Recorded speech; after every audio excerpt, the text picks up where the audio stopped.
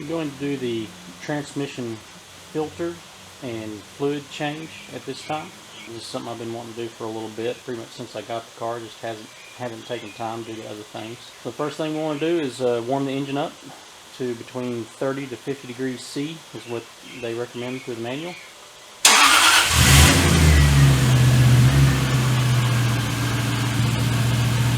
So at this time we're going to let it run for a little while until we get this warmed up. Then we'll start draining our fluid. We're right around 36 degrees C. We're going to go ahead and drain our fluid. This is an 8mm Allen. It should come out pretty quickly, and it is going to be fairly warm, so be ready to get your hand out the way pretty quick. Pretty dark. That's some pretty dark fluid. About what I expected. I don't know how often the previous owner changed their fluid. It does not smell burnt or anything like that, but it definitely has been used for a while. Now this drain plug does have a rubber seal on the drain plug, so just inspect that, make sure it looks okay. If it does not, you probably want to go ahead and replace it. This one here is actually looking just fine. He's just catching a little bit so we can look at it, see what it looks like. Pretty much the same thing your dealer's going to do. They're going to catch it in a transparent container. They're going to show that to you, try to get you to buy a fluid flush. I would not recommend doing a fluid flush on a car like this. I have no idea how often they change the fluid. I have no idea if they ever have flushed it before. So if you wind up flushing it, there's a good chance you may wind up blowing out the fine little grains of metal that have been packed in between all the clutch plates and everything, and wind up making your transmission have a lot of slack in between all the clutch plates and moving parts, thusly having your transmission not perform well at all, and eventually you're going to have to replace it. So for the ZF transmission, mine is the ZF with the green tag on the side. If you do some looking around, you'll find that's the kind of indication of what fluid you need to be running on these. When I did the digging around to find out what fluid to use, I did find that the ZF transmissions on the 99 models, that transmission should be running a Phoebe Bilston fluid, which is number 14738. Like I said, there's your part number. So the Phoebe Bilston. So there is an old versus new. This definitely is some used oil. Fortunately, it does not smell burned, so I don't think it's been doing any damage, but it definitely isn't helping the transmission that much anymore. You can put the drain plug in, but I'm not going to worry about torquing it down right now.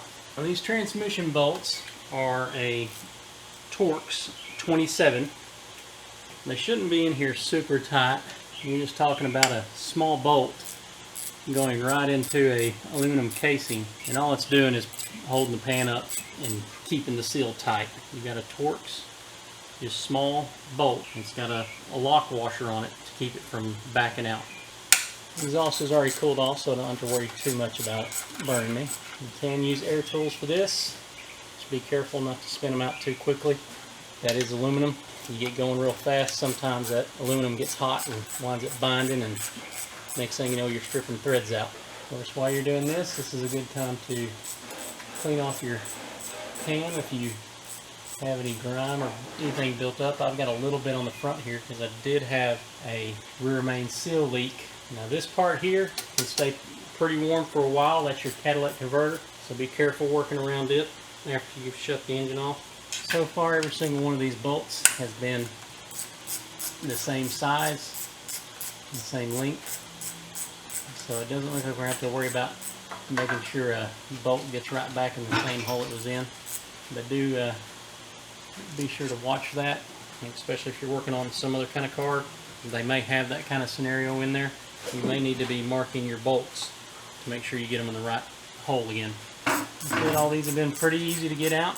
I've just been using a 1/4-inch drive setup. I'm not really having to put a whole lot of torque on them. On top of, as you've seen, I've got a rather long extension, so that's going to be absorbing a lot of torque in itself. So we're down to the last 3 bolts here. So at this point I'm going to go ahead and lift up my drain enough that I can get underneath there and still keep working. I'm going to take loose these last 3 bolts. At this point I'm just going to loosen them up. I'm not going to take them off. I'll do that after I slide the pan back underneath. Do be careful because this could start coming loose on you at this point, kind of dipping in the front. It's part of the reason I have left the 3 in the back in place before I take it loose. That way, if anything is in here, it does start to spill over when I take it out.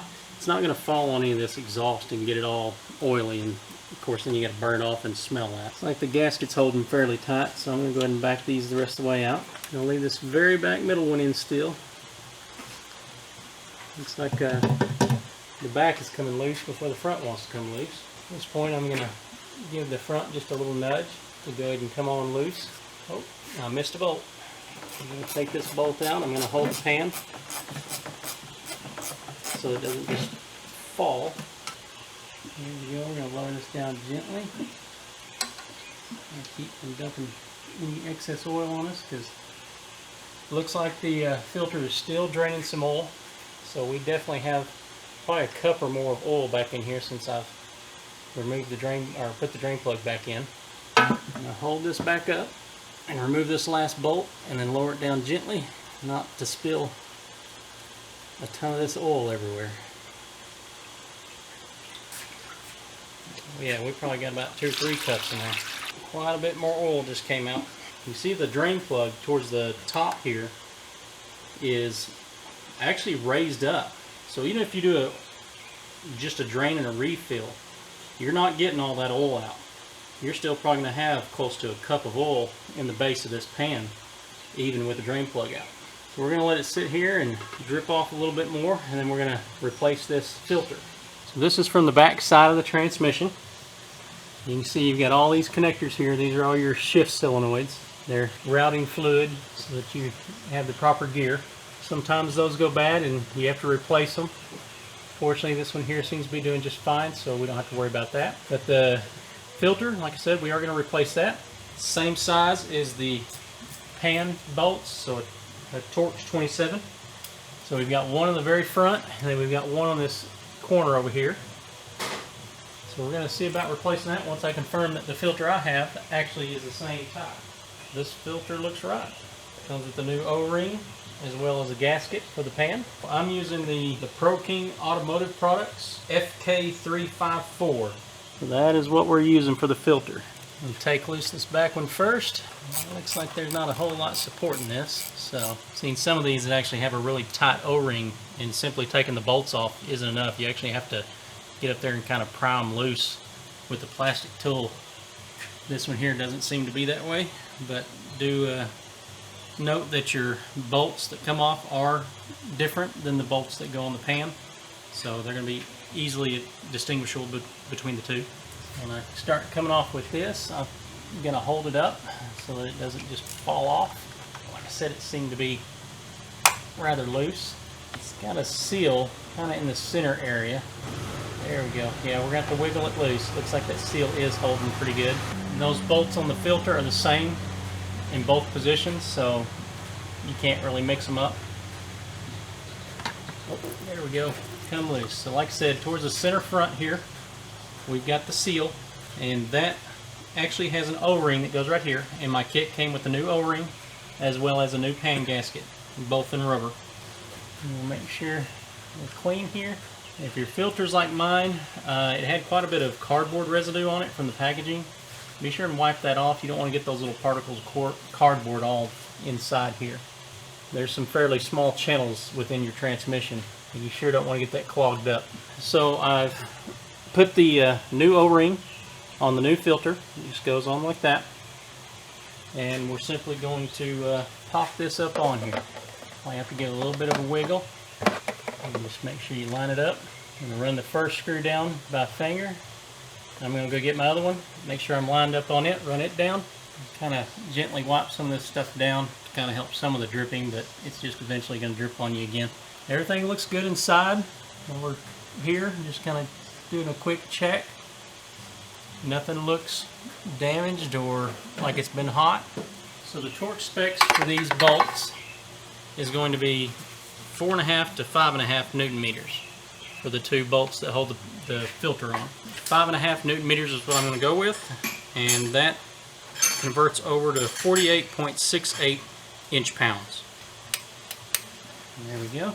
Okay, so we've got the filter torqued down in place. My father-in-law was breaking loose the filler plug, which is, let me see if I can get a better angle. It's right above the exhaust pipe. There we go, you can kind of see it there. So that's also a 8mm Allen. Now when he broke that loose, I don't know if it's factory or if this had been serviced. If it had, or if the factory did that, it was extremely tight. He had to put a breaker bar on it to get it broke loose. So be prepared for that. Once it got loose, everything does look okay. It's once again got a rubber seal on it, so you may have to replace that if it's not in good enough shape. It does not come with the kit. Same thing for the drain plug seal. Those do not come with the filter kit. It'd be nice if they had. We're going to keep pressing on. We're going to have to get the pan gasket off. The gasket that was on here is a paper gasket, so we're going to try to scrape it off. Hopefully it comes off easily. Sometimes these do, sometimes they don't. If you have to scrape yours off, do be careful with whatever scraper you do use, because this is aluminum once again, and it doesn't take a whole lot of pressure to dig into it and wind up giving a gouge, and now you'll ever have a real hard time getting anything to seal on it. Oh man, look at that. Oh, that is popping right off. That's the way I like to see them come off. Woo. So you saw right there, we got extremely lucky. You don't see them come off that easy very often. I would almost wager from seeing that this has been serviced once in the past. Making sure we don't have any residual grime and stuff here on this contact surface. So I'm going to be sure and wipe all this down and get it good and clean before we put our new seal up. Do need to prep our pan though, so I'm going to get that over here and do a little cleanup on it. If you got a parts cleaner, this is really nice time to use it and clean up your pan, get it all nice and shiny and clean inside and out. Now I'm also taking a look at the magnets. So this pan has 4 magnets, here, here, here, and here. So I'm going to go ahead and pop those out and check out what they have on them. So you can see here, and I've got a little bit of stuff there, but not too bad. That's expected. You're going to have fine little pieces all inside here. That's just wear and tear of driving the car. Don't care how easy or how hard you drive the car, you're going to have that. But we're going to go ahead and clean it off. That way all that debris is out of here.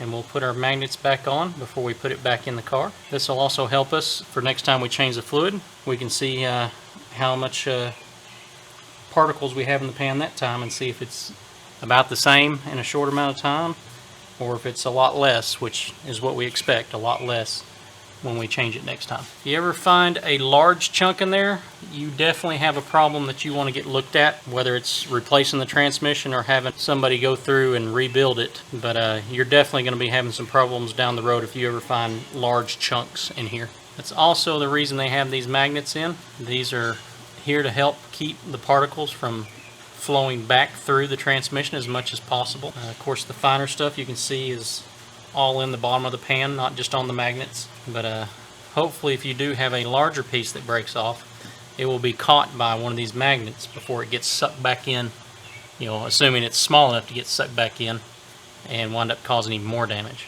As I mentioned before, this kind of fine particles, they're not just in the pan, they're all throughout the transmission, particularly getting in between clutch plates and other moving parts. And when you flush it, you can push all that stuff out and actually wind up creating that gap, as I've mentioned before. Cleaning the pan out, not a big problem. You know, it's not keeping any spaces between anything filled. Like I said, doing that to the internal of the transmission, a lot of times it winds up being more problem than it's worth. You wind up having to replace the transmission a lot of times. So there we go. That's what you want when you're done. Now, I don't have a parts washer, so I just kind of have to do the best I can. So we've got our pan clean, inside and out as best we can. Like I said, I don't have a parts washer, but I used a little bit of our hand soap, one of your mechanic style hand cleaners, heavily chemical based to help break up the grease and grime. So I used that on the outside mainly to get some of the spots that were a little tougher to clean up. As per the inside, most of it was just simply wipe it out with the rag. It all come out. Magnets all back in their little circles there. And you'll notice I've got the gasket is already in place. And what I've done is I have ran the bolts into the gasket a little bit, so they hang here. Do this for 2 reasons. One, it's already got all your bolts ready to go, they're all lined up, but it also keeps your gasket in line. So when you lift it up, you don't have to worry about whether or not that gasket's in place. You can just pop it in place, start running your bolts in. So as you take your bolt here, you're simply going to run it up through the hole into the gasket, which you'll probably have to push down on it. We'll see if I get lucky enough to get enough of a bite. But like this gasket is just a hair smaller than the actual bolt, so actually I was able to get it there. So now you can see if I pull down, it's not going anywhere. So I got just the tip poking up, so it'll help line up on the bolt hole. So I think we're ready to put it back up in place and then see about filling it up. Like I said, I lifted it up with the screws already on. I've run one here in the back, or actually a couple here in the back as you see. And I ran one in at the front. So I did not run these all the way in, so the gasket can still shuffle around if it needs to. And that's what I'm going to do to the rest of these bolts, is just get them all the way up to the point where they're just kind of holding it in place, but with a little gap.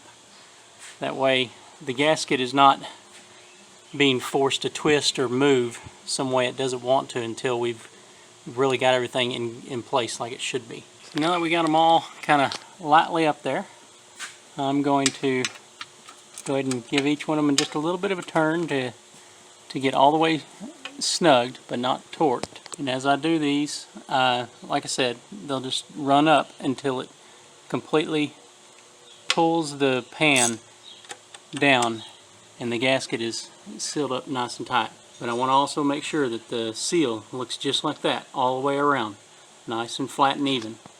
You don't want any lumps or twists in it. Makes it run the bolts in beforehand, makes us pretty much guaranteed that's not going to happen. But just want to be sure don't want to have to pull this back down and redo it later. 22 bolts is how many are up here.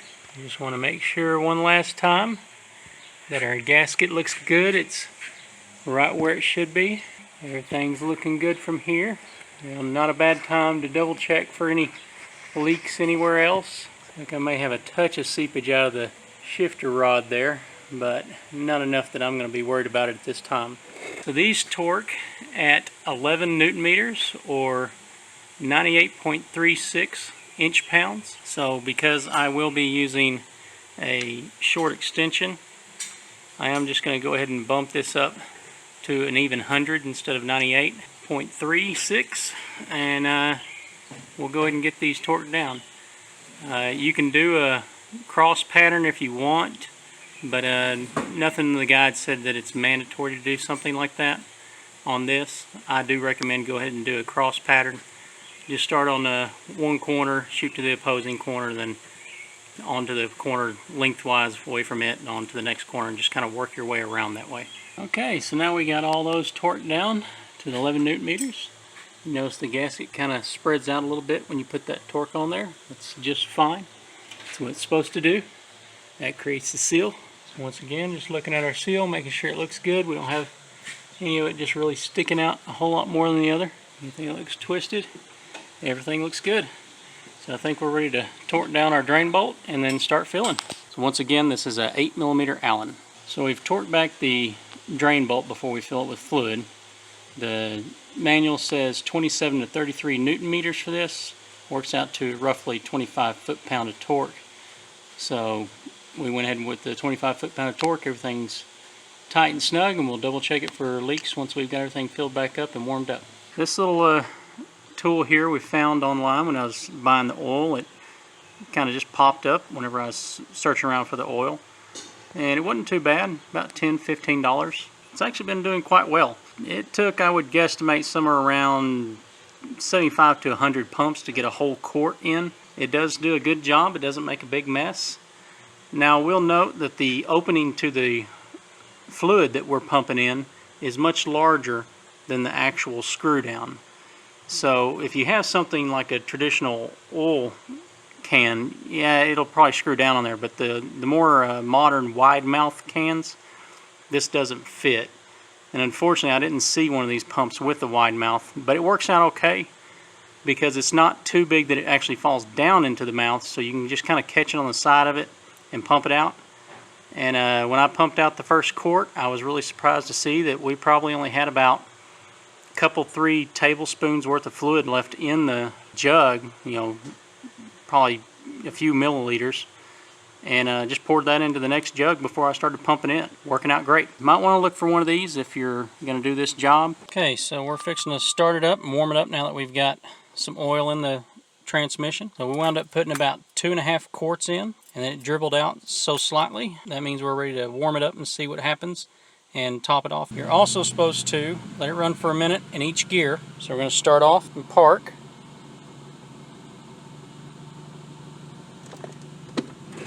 And we're going to put it in reverse. Of course, if you're down on the ground, you want to be sure and have your brakes applied so that you don't roll off. And then we're going to go to neutral, down into drive, the fourth, third, second, back into third, fourth, drive, neutral, reverse, and finally back into park.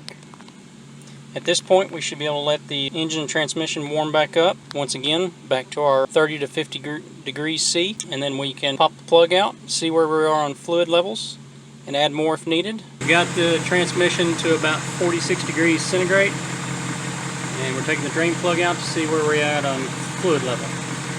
This is with the engine running. This is after we've gone through the gears. And now we're checking. We have nothing coming out at this time. You can kind of see that lip there of aluminum. That's where it should be dribbling off of. So we're going to have to put a little more in, top it off. You can see we've got a little steady stream coming out. That's about what they want. Got our transmission sitting right about 40 so degrees Celsius. We've got a little bit of a drain right there. It comes off that lip, but that's where the drain bolt goes. Around that end, of course, you notice he's wearing gloves because that exhaust pipe is going to be very warm during this. Fluid's not too cool either. And that fluid gets in the gloves.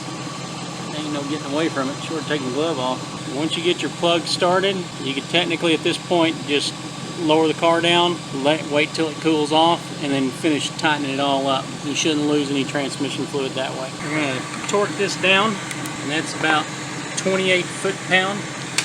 Is what it asks for on that filler nut. There we are, everything's back together. That filler nut, as I said, was 28 foot-pound. 32 to 38 Newton meters is what it calls for in the manual.